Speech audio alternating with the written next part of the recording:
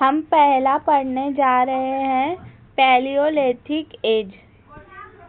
Palaeolithic age, Palaeolithic age. यहाँ पे लेथिक का मतलब होता है स्टोन, आपको पता ही है, और पैलियो मतलब होता है ओल्ड।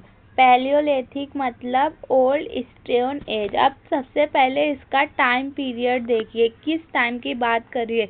आज से करीब 3.5 मिलियन ईयर से लेकर ये कब ख़त्म हुआ था, 10,000 ईयर तक, मतलब 8000 BC।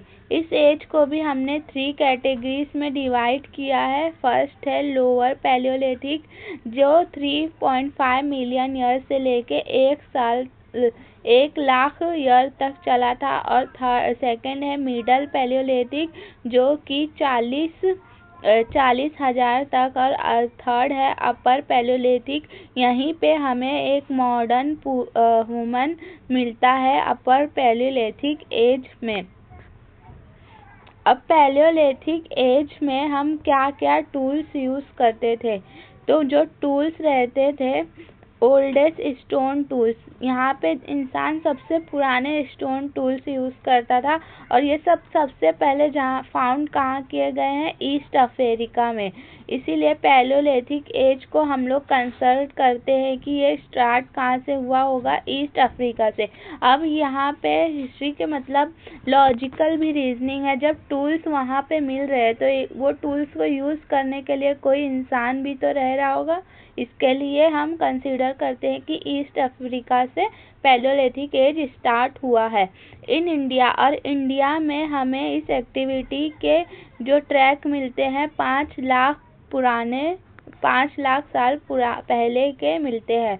अब जो ह्यूमन स्पीसीज थे इस टाइम के, थोड़ा उन पे देखिए। एक है होमो इरेक्टस, जो फर्स्ट ह्यूमन था जिसने चलना चालू किया था, होमो इरेक्टस, और वो लोअर पैलियोलिथिक एज में पाया गया। और दूसरा है होमो स्पेनियस, जो मॉडर्न ह्यूमन है, जो अपर पैलियोलिथिक एज में पाया गया। अब क्लाइमेट कैसा था, आपको पता है इस टाइम पे अर्थ का क्लाइमेट जो था प्लेस्टोनिक पीरियड था अर्थ पे। प्लेस्टोनिक पीरियड मतलब इस पीरियड को हम आइस एज भी कहते हैं। अब आइस आ गया तो दिमाग में आ ही जाना चाहिए, आइस मतलब बर्फ, बर्फ मतलब ठंडा, और इतनी ठंडी थी, और ड्राई रीजन था पूरा क्लाइमेट हमारा, बहुत ठंड और ड्राई रीजन था। ज़्यादा का जो अर्थ का पार्ट था ना, वो किससे कवर था, आइस से कवर था, स्पेशली जो हाई एल्टीट्यूड वाले रीजन थे।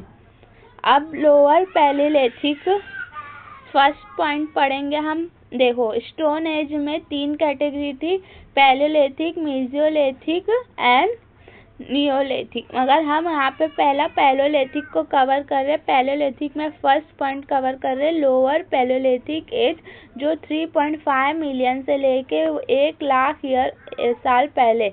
यहाँ पे क्लाइमेट तो आपको पता ही है, कोल्ड एंड ड्राई था। ह्यूमन कैसे थे, अब इतना ठंड सीजन में इंसान कहाँ रहते थे। इंसान को शुरू में घर बनाने तो नहीं आ रहा था, होम बनाने तो नहीं आ रहा था, इसीलिए ह्यूमन जो थे वो घर बनाना नहीं जानते थे। इसलिए वो कहाँ रहते थे, केव में और rock cut shelter. Rock cut shelter उन्हें बोलते हैं जो कि केव में ही जो रॉक को काट के जो शेल्टर बने हुए होते हैं, उन्हें रॉक कट शेल्टर, वहीं पे ह्यूमन पाए जा रहे थे। और वो क्यों वहाँ पे उस चीज़ को, वो ह्यूमंस को ठंड से और एनिमल से सेव करते थे। और सम टाइम पे ना इनके सीजनल कैंप्स भी रहते थे। ये हमेशा एक ही जगह नहीं रहते थे, परमानेंट एक ही जगह नहीं रहते थे। अब ये आप बताइए कि ह्यूमंस एक जगह क्यों नहीं रहते थे, वो प्लेस टू प्लेस मूव करते रहते थे, यूज़ करते थे केव को एज अ सीजनल कैंप। मतलब ठंड है, बहुत ड्राई रीजन है, तो वो केव को यूज़ करते थे बहुत ठंड में रहने के लिए। और जब क्लाइमेट इम्प्रूव हो जाता था तो वो मूव कर देते थे। अब उनका फूड क्या था, फर्स्ट में अब आप यहाँ से कनेक्ट कीजिए कि जब वो स्टोन टूल यूज़ करते हैं तो वो स्टोन टूल यूज़ तो खेती के लिए तो नहीं यूज़ करते थे, तो वो हंटिंग एंड गैदरिंग के लिए यूज़ करते थे। एनिमल्स को हंट करते थे और वो हंटिंग उनका एक ओनली सर्वाइवल ऑप्शन था। वो फार्मिंग का नॉलेज नहीं था, ना तो उन्हें कल्टीवेशन का नॉलेज था।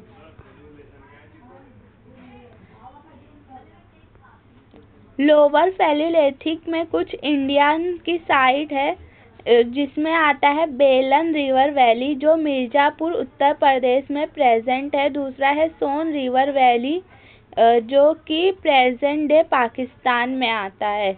और सबसे इम्पोर्टेंट अदर रीजन भी थी जहाँ पे Thar desert, Kashmir valley, Mewar plain, Saurashtra, Gujarat, central India, Deccan plateau, Chota Nagpur और नदर कावेरी रिवर्स हो गया था। और सबसे इम्पॉर्टेंट जब भी लोअर पैलियोलिथिक एज की बात की जाए तो सबसे इम्पोर्टेंट आता है Bhimbetka rock cut shelter.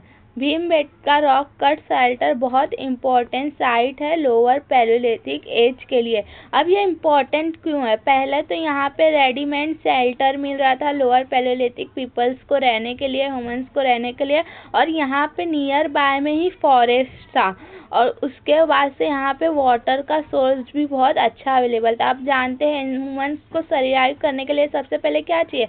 Water का भी सोर्स अच्छा था। अब ये पूरा पीरियड स्टोन एज का है, तो अब सोचो ऐसे स्टोन जो कॉर्टाइज एक बहुत इम्पोर्टेंट स्टोन था जो कि उस टाइम के लोग अपने टूल्स बनाने के लिए यूज़ करते थे, जो कि यहाँ पे इजीली अवेलेबल था। और क्योंकि जो केव किससे बना था? सैंड स्टोन एंड कॉर्टाइज स्टोन से। और इसका लोकेशन क्या है? सेंट्रल इंडिया और यहाँ पे ऐसे हंड्रेड्स ऑफ केव्स है। ह्यूमन यहाँ पे कब रहे? Lower Palaeolithic, middle Palaeolithic and upper Palaeolithic के टाइम्स तक रहे हैं। अब लोअर पैलियोलिथिक में सबसे इम्पोर्टेंट टाइप है स्टोन टूल्स का।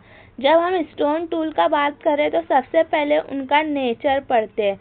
नेचर ये किससे बने रहते थे? जो स्टोन टूल थे वो पहले तो स्टोन से ही बने थे, इसलिए तो हम इसे स्टोन टूल कहते हैं। और इतना नॉलेज नहीं था, इतने मतलब डेवलपमेंट नहीं हुआ था, इसकी वजह से ये अनपॉलिश्ड, अनएड्रेसेस, मतलब इनका कोई एक स्ट्रक्चर नहीं था, ये रफ थे। ओके, टाइप्स क्या क्या थे इनके? जो टाइप्स थे, हार्ड एक्स एक टूल था इनके पास जो हार्ड एक्स था, कोर टूल। उसका शेप कैसा था? ट्रायंगुलर और ओवल होता था। वन साइड से वो स्लाइटली पॉइंटेड रहते थे, एक साइड से उनकी नोक निकली रहती थी। अब ये किसके लिए करते थे यूज? एनिमल हंटिंग के लिए और हंटिंग एंड ब्रेकिंग के लिए। और क्लेवर्स एक फ्लैट टूल रहता था जो ट्रायंगुलर शेप का। One edge was made straight and sharp, cutting और चॉपिंग के लिए यूज होता था। और पोबल्स एक टूल था जो स्मॉल राउंड स्टोन का रहता था। टूल्स वर मेड फ्रॉम, अब ये टूल्स के लिए रॉ मटेरियल क्या, कौन से चीज़ के स्टोन टूल बनाते थे? तो कॉर्टाइज एंड अदर हार्ड रॉक, जो हार्ड रॉक रहती थी उसकी मोस्टली जो रॉक रहती थी वो कॉर्टाइज रॉक का ही यूज़ करते थे। मेथड क्या था? तो कैसे बनता था? लार्ज स्टोन वॉज ब्रोक, मतलब एक बड़े पत्थर को एक साइड से तोड़ करके उनको अच्छे से शार्प एज कर दिया जाता था। और वो जो पत्थर को दो टुकड़ों में तोड़ा जाता था, जैसे ये एक पत्थर है, इसको दो टुकड़े में यहाँ पे इसको तोड़ दिया गया। इसको जो तोड़ा गया, इसका जो बड़ा पार्ट है इसे हम कोर कहते थे, और ये जो छोटा पार्ट है इसे हम फ्लैक्स कहते थे। Okay, in the lower Palaeolithic tools were mainly made for core, और जो ज़्यादातर टूल थे वो कोर वाले थे, मतलब बड़े पार्ट वाले थे। और सिमिलर टूल्स हमें इंडिया में भी मिलते हैं, अफ्रीका में, यूरोप में, वेस्ट एशिया में, और यहाँ पे uniform tool culture across the world. इससे पता चलता है कि यहाँ पे लोअर पैलियोलिथिक टाइम के लोग अवेलेबल थे। Thank you. यहाँ पे हमने अपना लोअर पैलेलिथिक एज कंप्लीट किया है। नेक्स्ट लेक्चर में हम मिडल पैलेलिथिक एज कंप्लीट करेंगे।